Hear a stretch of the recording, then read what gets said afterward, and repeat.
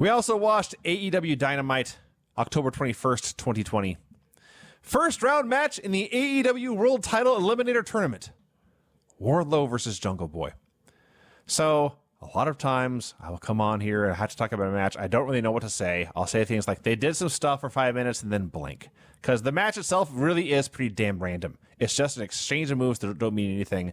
Shine, comeback, heat, blah, blah, blah. This match had a very, very simple story, which was every time Jungle Boy tried a Hurricane Rana, it got blocked and countered. He tried one outside the ring. Wardlow caught him, powerbombed him into the post. He tried one back in the ring. Wardlow caught him, threw him off, and hit a big lariat. Finally, they're up on the top rope, and Jungle Boy... Wardlow looks like he's going to do like the F10 off the top or something, but Jungle Boy turns it into a Hurricane Rana off the top. He finally hit the damn move, and that fires off his comeback. Now, that's so easy and simple.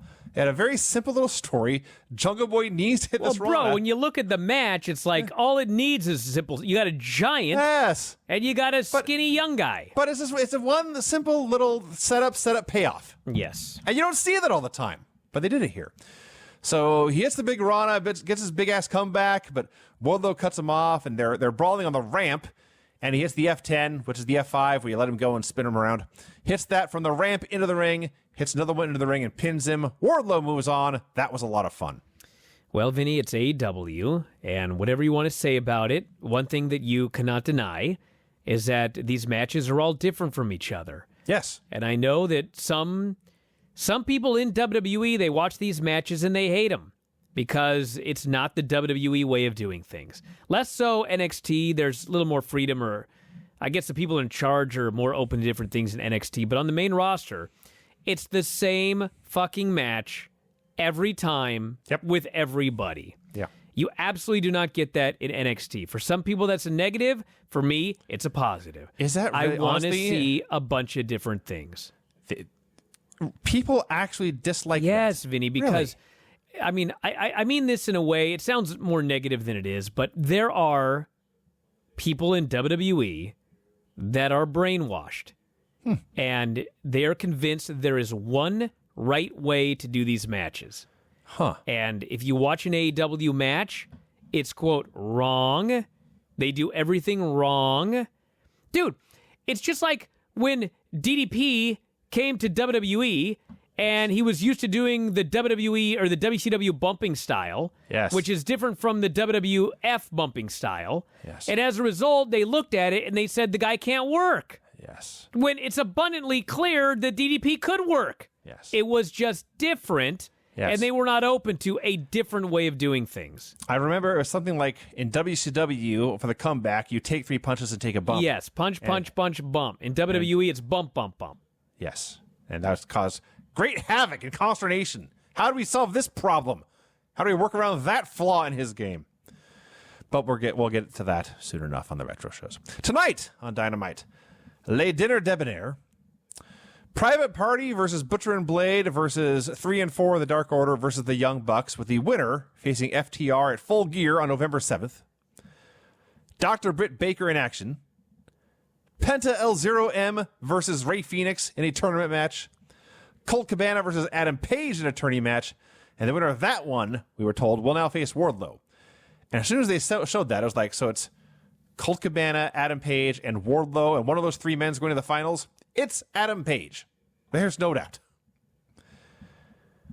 We have clips of Eddie Kingston last week after Dynamite went off the air. I assume it just went long and he just... Oh my God, did we ever miss the best part or what? Eddie's the goddamn man, for those of you who are not aware. So, last week, if you don't recall, Dynamite ended with Eddie choking Kingston out as his buddies Penta and Phoenix ran interference, and Eddie cutting this awesome promo on Moxley. But then after the cameras cut off for us live at home, they kept recording, and it got better. The fans are booing. Boo me all you want, he says. This son of a bitch sold out. The day you signed that contract with the entertainers, you told me the inmates were going to run the asylum. But you left us behind. You made $1 million for an entertainer.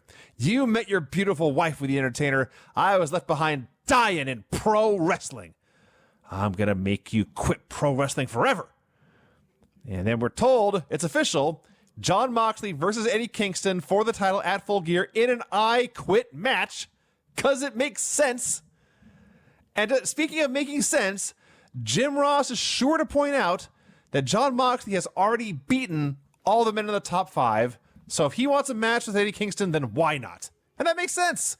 This is awesome. You know, the other thing about this promo, because I had people say, Eddie Kingston keeps bringing up the sports entertainment company, and it's on the same show where Jericho and MJF do a Broadway performance. And it's like, yes, Eddie Kingston is a hypocrite. Eddie Kingston, while he rails at Jon Moxley for going to the sports entertainers, his argument is, you left me behind. Yes. You didn't take me. Yes. He would have gone. Yes. That's what he's saying in his promo. He would have gone with Moxley to the land of the sports entertainers. Yes. Now he's got to use that as a way to try to knock down Jon Moxley, but he knows full well where he is right now, and he is a hypocrite heel. Yes. Then we get a Jon Moxley promo. Sit down video style, but it's a Jon Moxley promo. Nobody was happier than him, he says, when Eddie Kingston signed with AEW. I know what he's grinded through for 18 years. I loved Eddie Kingston. I loved his honesty. I loved his loyalty. I loved his integrity. He never changed. But now I don't know this bitter, miserable, whiny guy. Yeah, I'm not going to apologize for where I used to work. I'm not going to apologize for buying my mom a house. I'm not going to apologize for going on the road for 1,000 days to give my family a better life than what I had. When I challenged you you challenged me for the AEW title, I was proud to share that ring with you, but I'm not proud of how you acted after. And they actually show what happened, which was Moxley choked him into unconsciousness. And Kingston has been screaming for weeks. He never quit. He never tapped. And Moxley says, you never tapped? Yeah, it's because you were too busy blowing snot bubbles. So listen, at Full Gear, I'm going to beat you until I get my friend back, or I end you. And this time, you'll have nobody to blame but yourself. This is so freaking great. And I guess it's not right here. It's after Eddie's promo next. Yeah. Name any two guys where they could do a clean finish in a championship match, and then they're going to come back a few weeks later for a rematch. The babyface won clean in the middle. How many times have we seen this in WWE? And it's like, I could not possibly care less about this rematch. Dude, every feud for the past 20 years. These guys are so good. Yes. That despite the fact that we saw a clean finish in a world championship match like 3 weeks ago, I can't wait for this rematch. There's more to say on this because there's another great promo later. So I'll save my thoughts on that for a minute. But yes, everything... Like you say, it's a clean finish where it left you, when it was done, the issue seemed settled. And with one angle and a couple of promos, they have made you once again care about the exact same thing. Dude, they're great. This is going to piss some people off, but tough shit. So you and I watched a lot of those NWA World Championship Wrestling shows, and they were boring, bunch of squash matches, but the highlight was the interviews. Absolutely fantastic interviews. Everybody could cut a promo. For the most part. You know, there was an exception here or there, but for the most part, everybody could cut a promo. And they were great promos, okay? Now, I'm not taking anything away from the Ric Flairs and the Dusty Rhodes, but Jon Moxley and Eddie Kingston are every fucking bit as good as anybody from that era. Like, the idea that nobody can do promos nowadays or the art of the promo is lost. Bullshit! These two fucking guys are all-time greats. All right, this next segment didn't get as much attention as another segment on the show, but I thought this was the best thing all night. This was wrestling perfection right here. A first-round match in the AEW World Title Eliminator Tournament, Sonny Kiss versus Kenny Omega. So Sonny Kiss comes out, and he gets his entrance. And then Kenny Omega, who he's been slowly, gradually turning heel. He had some moments after the matches where he lost his temper and attacked guys, and he said some unfriendly, condescending things about his old partner Adam Page on a commentary. But this is a new side of Kenny Omega. The music starts to play, and it's a brand new song. There's a new video. dancing girls with brooms come out because he's the cleaner again, and they're doing their routine. Justin Roberts then has the following introduction. Yes, I wrote down every word. No, I'm not as good as Justin Roberts. I'm still going to repeat it every goddamn syllable. He is the mega champion of AAA. PWI's top 500 number one wrestler in the world. Wrestling Observer's Wrestler of the Year in 2018. Sports Illustrated Wrestler of the Year in 2017. He has broken the Meltzer 5-star scale 7 times and has both the highest rated singles and tag team match of all time. He is so fluent in Japanese that he sometimes translates for Michael Nakazawa. He once performed in North Carolina. He stands 6 feet tall and weighs 224 pounds. He is Kenny Omega. And the dancing girls are out there, and Omega comes out the other entranceway, and there's like a silhouette and a flash and light show, and the curtain yanks away. And I was so sad because I love Kenny Omega's song. I thought he had changed it here. I knew why they had changed it, but I was so sad it was going to go away. And then that curtain yanks away, and you hear the guys scream, "I hear the battle cry!" And I screamed along, "Yes, the battle cry!" And there's Kenny Omega, look like the star to end all stars. He comes out, he's walking the way to the ring being Kenny Omega. They quickly mention this is going to be Joey Janela's match. He had an abundance of caution. He was in contact with an infected person who was not here this week, and Sonny Kiss is getting the match. They also mention Kenny Omega may be the odds-on favorite to win this whole damn tournament. So Omega gets in the ring, the bell rings. He and Sonny Kiss shake hands, bow deeply, great respect. And then Kenny takes like one step back, hits a V-trigger, picks up Sonny Kiss, hits the one-winged angel, makes the most arrogant goddamn cover you ever saw. He dropped this dude in his head and sat there and pinned his legs back and just lifted his nose in the air. His eyes were very calm. He was a complete peace, mouth closed, breathing through his nose. This was nothing. This was nothing to Kenny Omega coming out, doing this entrance, winning this tournament match. Easiest thing of his life. I was blown away by how great this all was. And then, so Kenny wins. He eventually gets up. He does make sure Sonny Kiss is alive and okay. And he goes to raise his hand, and that's fine. But Sonny Kiss just had the most humiliating loss of his career. He was beaten in seconds. He had no business being in the ring with Kenny Omega. He had little business being on the same show as Kenny Omega. This is a bad, bad showing for Sonny Kiss, and he's not feeling good about it. But Kenny must raise his hands super high. He must get the crowd to cheer for Sonny Kiss. He must get them all to clap. Way to go, man. You tried your best. That was the best you could do, you little shit. He didn't say that part, but that was the message implied by his condescending tone after the match. Are you aware, Vinny, Yes. I heard there was an argument. that Dave watched this segment and concluded that Kenny was a babyface? I heard that Dave had a different reaction to this segment than I did. So he interpreted it differently. I think he's the only person on the planet so far. Well, I can't say that. I actually was so baffled I did a poll on Twitch today, and I mean, it was like 76% to 24%, but I mean, we are in the majority here, Vinny, thinking that this was so obviously a heel asshole Kenny Omega, who, by the way, is pretending to not be. That's the key. That's the key, yes. And he has worked Dave. Yes. Listen, I was a horrible pro wrestler, as you know, but I tell you this, I was an even worse amateur wrestler. I had losses as quick or quicker than this one here by Sonny Kiss. The last thing in the world I wanted to do was stand there after getting pinned in 5 seconds and have people stand and clap for me. Fuck that. Maybe that's why. Maybe Dave was never beaten the sound. He can't relate. He can't understand why it's such an evil thing to do. But listen, they've been doing this. This has been built to for quite a while, like before the tag team broke up even.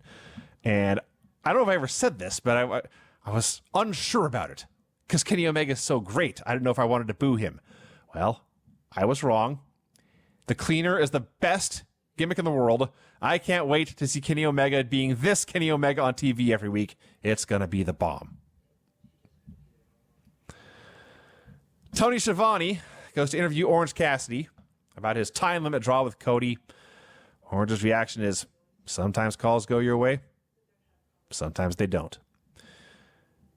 And so Tony asks, will that finish have any impact on the preparation for your next match against Cody next week? And Orange pulls a Bill Belichick. Just says, we're on to Cincinnati. And Tony says, the show's in Jacksonville. And Orange says, whatever. And Tony gives up. Hope he doesn't show up next week. He actually goes to Cincinnati. Yeah, he's in Cincinnati. Cody wins via forfeit. That actually would be funny. Orange could pull that off. I'm thinking about this now. Just get to the airport looking around. They should open with it. He's got 2 hours to get to Jacksonville. Yes. And somehow he makes it. Earlier today, Arn Anderson and Cody Rhodes arrive at the building. Dasha's there to say hi. They say hi to her and call her by name because they're a competent company who knows to identify the interviewers by name. Cody, do you have any thoughts on this rematch with Orange Cassidy? Cody says, well, I'm not surprised AEW wants a rematch. I am surprised how swiftly they're doing it. I've heard there's going to be some whispers of a stipulation, but the point is, either way, I have the champion's advantage. He has to beat me. I don't have to beat him. I didn't realize this till just now, but Cody here is being interviewed earlier in the day, and he says that there are whispers of a stipulation. But later, they do the interview where John Silver flat out claims that him and Brody are going to go out there and they're going to kill the winner of the match afterwards to get the TNT title back. That's what led to them announcing the Lumberjack match. Mm-hmm. How would Cody have known? Interesting. Yeah. I don't think there's anything to it. I just think that this was... the timing didn't make sense. They may have just... Well, I mean, they may have been thinking of a stipulation and then had their hand forced by the Dark Order. So Cody has gained 14 pounds, Dasha says. What anything behind that? And he says, he actually says, this is a light heavyweight company, but I'm a legit heavyweight now. I've beaten all these big men. I've beaten Lance Archer. I've beaten Wardlow, whoever else he named. You can call me the Giant Killer. But tonight, I have the night off. I am here to watch everyone compete for a shot at my belt. So he had the night off and still put on this fancy-ass suit and came to the building. Dude, he wears that suit everywhere, bro. Maybe I'm sure his suit's more comfortable than anyone I've ever worn, but I wouldn't wear the suit if I didn't have to.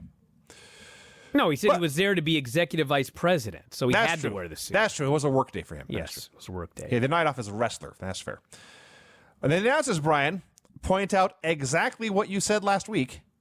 If that match had a time limit of 20 minutes and 1 second, yes, Orange Cassidy would be the TNT champion. I didn't have to say this. This was obvious. Yes. It was obvious watching it.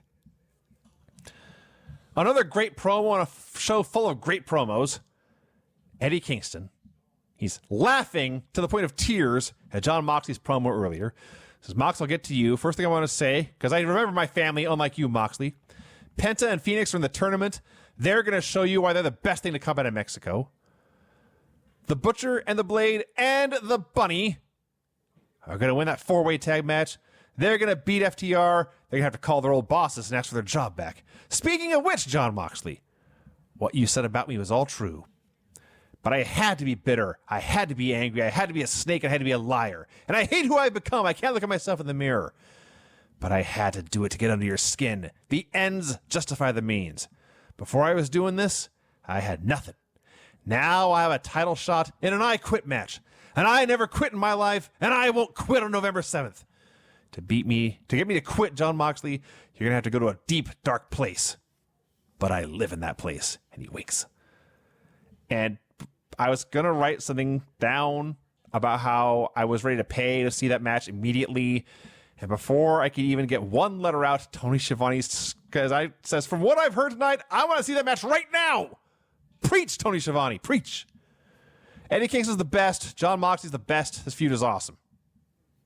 So I got to mention here, as we talk about Penta versus Phoenix, that if you look at the ratings for AEW, the viewers per home is about 1.7, which is the highest of any pro wrestling show on TV today, and is basically the exact same as the Monday Night Wars for Raw.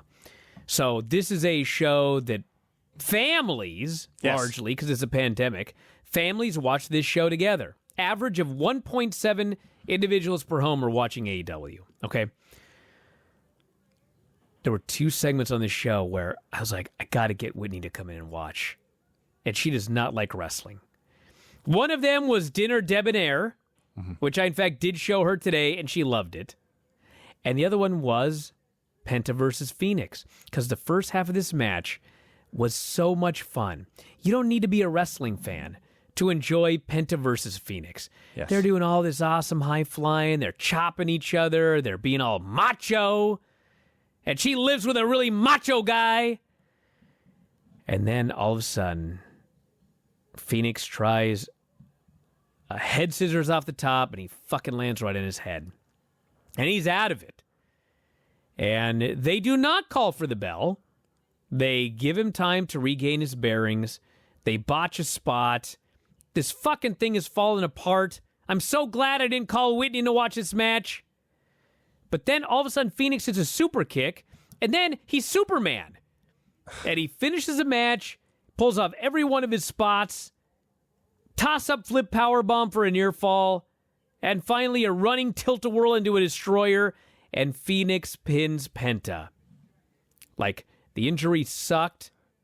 Like I said, they claim he's fine today, whatever that means. Maybe they should have stopped it. He was never unconscious, but it didn't look good. But damn, other than that, this was a good match. So I'm watching this, and the question immediately pops into my mind. It only got a bigger and bigger question the longer it went. How is it possible? This company just celebrated its 1-year anniversary. And unless I've missed something or I'm forgetting something, the Lucha Bros have never actually brought in any other luchadors to work with them. They've only done stuff with the other AEW guys. Now, obviously, there's a pandemic going on, and for the past 6 months, it's not always easy to get guys where you want to get them. But they've had more time than that. These guys have been around since day one. How could they never say, guys, grab any 2 luchadors you want that you can have a good match with and bring them in and do a match with them? Because they've had hotter matches the Lucha Brothers have here in AEW, but they've never, either one of them, they never had a match this smooth. I wonder why. They've had a dozen matches against each other and 100 with each other. So, of course, they're going to look better against each other. But it just looks so good. I can't imagine why they were never brought in anyone they worked with before to do it. So, just a very, very, very, very, very good match. I'll be honest, I didn't even notice the injury until I was told about it later. And when you say that Phoenix is Superman, he was doing some physical and convoluted stuff. I refer to the finish as a convoluted misdirect destroyer they had to use to pin Penta. Which, by the way, actually, this finish is awesome too. They're doing a bunch of big moves and kicking out of everything. And then Penta goes all Lucha Underground, gets him down to the mat, snaps his arm back like he's doing the arm breaker spot from Lucha Underground. He has now broken or tried to break his brother's arm. And for a brief moment, Penta L0M, the zombie ninja skeleton, has remorse. This is his brother. He may have just broken his brother's arm. And he hesitates, and he's taken aback. And he goes to make sure this arm still works, and Phoenix pops up, and they go into the finishing sequence, and Phoenix wins with the destroyer. Just a great, great, great TV match. And when it's done, next week we get Rey Fenix and Kenny Omega. Yes, please. Well, I hope it's all right, because Phoenix got hurt, and they're taping the match today or tomorrow. Now, assuming Phoenix can go. A recap of the Best Friends breaking Miro's video game cabinet, or Kip's, whichever one. And Miro and Kip talk about how they know how much it hurts to have your property destroyed, like what happened to Trent's mom's van.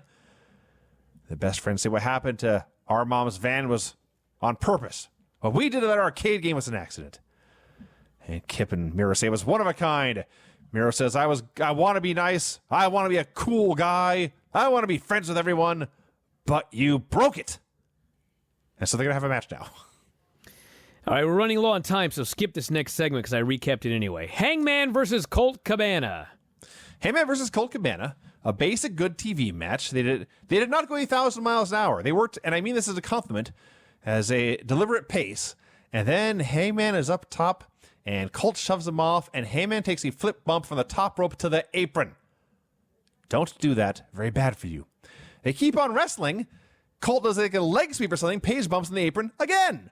Stop doing that. especially when the second bump isn't nearly as impressive as the first. Finish is awesome. Paige tries the buckshot once, but Cabana ducks it. So when Paige goes to try it a second time, he fakes it.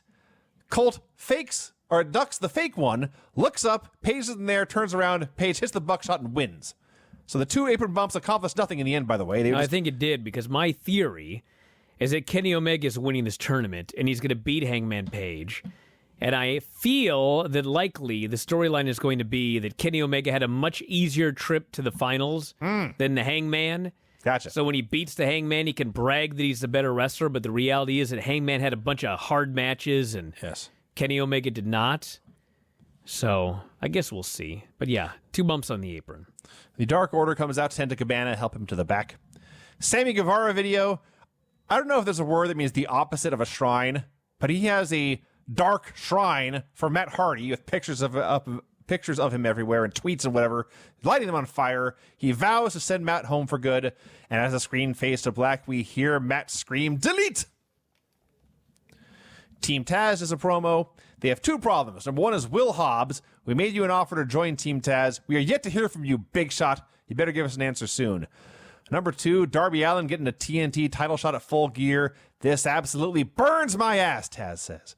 Tony Khan tells me if Ricky Starks had beaten Darby Allin, he'd be the one getting the title match. This Ricky Starks here, this one who won 9 out of 10 matches, fell victim to some, I think he said Fugazi finish. Darby gets everything he wants. What does Cage get? What does Ricky Starks get? And Starks gets a turn to talk. He's also awesome. Somebody's got to pay, he says. It ain't AEW, it ain't Tony Khan, it's Darby Allin. I don't know when or where. When you and I meet again, I'm putting you in the grave, you half-faced painted little bitch. This was great. A Fugazi finish. Fugazi finish. It's be like if you try to sell someone a diamond and it turns out it was cubic zirconia. Yes, yes. Well, the dinner debonair. I'm assuming everyone has seen this. Who listens to the show knows. Who what happened. hasn't? My wife has seen this. They watched a lot. They both ordered steaks, had a contest to see who could get their steak the least cooked to see who was more manly. They had a brief discussion about should the Inner Circle, they're going to have a town hall meeting next week to see if they want to let MJF join. Should they even bother? Talk about being the demo god or the ratings ruler and how much they hate Orange Cassidy, and they share a laugh, so at least they have that in common. And Max looks at them together and says, just imagine what we could do together. And the music starts. Before we get to the music, I do love that the story here was they were both going to order a porterhouse. Well done. Yes. What a heel move. That was the original story, yes. Because MJF orders it well done. Yes. And that's what causes Jericho to get it a little less cooked. Medium well. That means that Jericho was also going to get it well done. Yes. Yes.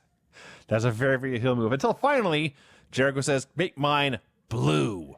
And once he hits that, that's like... That is literally... That's the trump card. You can't... She just walks away. It doesn't get any colder than that. We're not going to give it to you raw. You can do tartare, but probably not a porterhouse. That's probably a bad idea. So, Max says, imagine what we can do together. The big band music starts. They get up and do a little song and dance. The curtain parts. They also have dancing girls. And there's this big coordinated Broadway number. They're singing harmonies. It's a duet where they're singing to each other about what they can do together. All the guys on AEW they hate. They have various dance moves all planned out. The rock star and I think a state champion tenor MJF said he was. And once it's done, their steaks are served. They both realize they've ordered raw meat and they have to send it back. Now here's the key. I mean, you get a lot of varying opinions on this. I know Craig. It was 75 to 25 positive on the poll that we did on Twitch. It was easily 85% positive in the emails and the text messages that I got. There are people out here that didn't like this, okay? But it is the minority. Well, I believe that minority, if I said rate this on a scale of 1 to 10, they wouldn't say 3 or 4 or 5. They'd say 0 or 1. Yes. You either absolutely hated it or you loved it. My wife wanted me, she insisted that I declare on the show it was the stupidest thing she'd ever seen. Wow. Yes. So she's never watched any other wrestling. She's never seen it. There's not that much. No. I thought it was great, and I'll tell you why. And I'll tell you what separates this from things like, for example, the Firefly Funhouse. at WrestleMania. The Firefly match, we were supposed to believe that Bray Wyatt had kidnapped John Cena and was dragging him from one dimension to another or back in time or whatever. This wasn't that at all. This was Maxwell Jacob Friedman and Chris Jericho, the two most arrogant, cocky douchebags in the world, both agreeing that if they pre-produced and wrote and conducted and choreographed an elaborate song and dance routine, everyone in the world would love it and want to see them just because they are so great. This, not for 1 second did I have to struggle to suspend my disbelief, because that's what these douchebags would do. That's the whole key. They're Yeah. douchebag heels. Yes. And the storyline, if I'm not mistaken, is that Chris Jericho, I don't know if I would say that he trusts MJF, because I don't think that he fully trusts him in storyline. But everybody in the inner circle does not want MJF. Mm-hmm. But Jericho is open to having him in the group. Okay? Jericho acknowledges he has use. MJF clearly wants to be in the group, and MJF played to Jericho's ego Yes. by breaking down and saying, I want to join the inner circle. Yes. So as a fan watching this, I believe that their steak dinner meeting and their town hall next week, this is not about Jericho and MJF deciding if they're going to work together. They've already decided. They're both all in. This is all about trying to convince the other members of the inner circle to get MJF in there. So obviously they're doing a dance number together. They're both giant douchebags that think they're both the greatest. Clearly they each think that they're a little bit greater than the other. Yes. But clearly they also have a begrudging respect for the other. So they're in this together. This is not like the Funhouse where John Cena is forced to do a music video with Bray Wyatt against his fucking will because he got hypnotized or something. Right. That's bullshit. This is very clearly not live. They had multiple camera shots. This was a pre-produced thing by Jericho and MJF. Yes, they worked together. MJF, I was blown away by his performance. At first I thought they had to have someone in there performing for him, but that's him. That's him. That's him. And Jericho is a rock star, and they choreographed it, and they got the rights to whatever music they used, and apparently they finished editing this like an hour before they went live. Fantastic. So, That's awesome. yeah. That's I loved it. I thought it was great. I was so entertained. I laughed. I cried. I watched it multiple times. I showed my wife. It was fun. It was a lot of fun. And it did not kill the business for me. No. Britt Baker versus Kai-Lin King. So Tony, of course, has been spending a lot of time with Britt Baker lately, and he's struggling to find the words to describe her, what kind of person she is, describe her character, her code of conduct. Finally, he says, she's just a domineering bitch. It's Tony Schiavone saying He's going to it. be in big trouble next week. He probably is, yes. He get his back waxed. His ass. I have to say he's lucky. Kai-Lin King hasn't gone through NXT developmental. She's light years better than a lot of what we see in developmental. Way ahead of Aaliyah, for example. I don't know why she got this much offense against Britt Baker. We saw both versions of the curb stomp, by the way, in this match. I think Kai-Lin did the Super Dragon version, as pointed out by Excalibur. And then Britt does the Seth Rollins curb stomp, which is not acknowledged by anyone. And then she applied the lockjaw and won. Yeah, not a fan of this pink glove, because the ref should have to check that, right? That's a foreign object. How could be come some it's sort of okay to put a glove on? Some sort of substance on that, I Yeah, suppose. ether or Yeah. something. I never know. Really hot peppers. Next week on Dynamite, the semifinals of the championship tournament. Paige versus Wardlow. Kenny Omega versus Rey Fenix.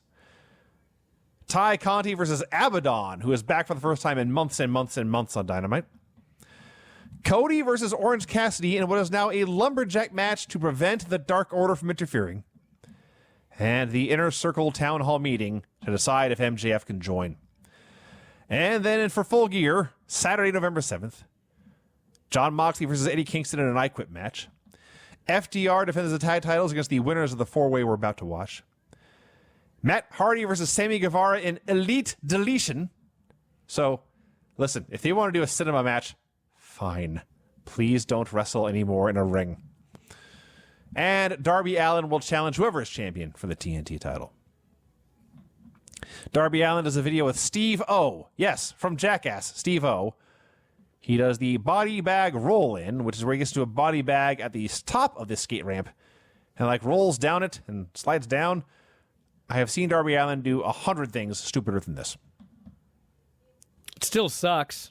I wouldn't want to do it. You want me to put you in a fucking body bag and roll you down a skate ramp? I prefer not to, but All right. I mean, I do this. You're lucky there's a pandemic going on right now. You don't have a skate. I'm sure you can find a skate ramp if you wanted to. Dude, there's one right down in Woodinville. Yeah, I'm sure there is. Yeah. 4-way for a tag title shot. Butcher and Blade versus Private Party versus Dark Order versus the Young Bucks. So did you notice that Alex Reynolds was killed in this match? I was very sure to watch for it because I only watched this like 2 hours Okay. ago. So I was well aware. But you didn't have to look very hard. No, I don't know how anyone could have missed it. Well, amazingly, Dave missed it. I was so flabbergasted that I did a poll on Twitch today. And again, 75% of people watching didn't notice it. Well, Now, the baffling thing is how the wrestlers didn't notice. that is, and the concerning. So before the match, there is a clip from Dark where Butcher and Blade and Bunny got back together and apparently broke QT Marshall's heart. So I don't know what the point of all that thing was. It went nowhere. It's done. At least they acknowledged it and put a bow on it. Fine. My wife was not so much a fan of the Dinner Debonair. She's a huge fan of Mark Quinn.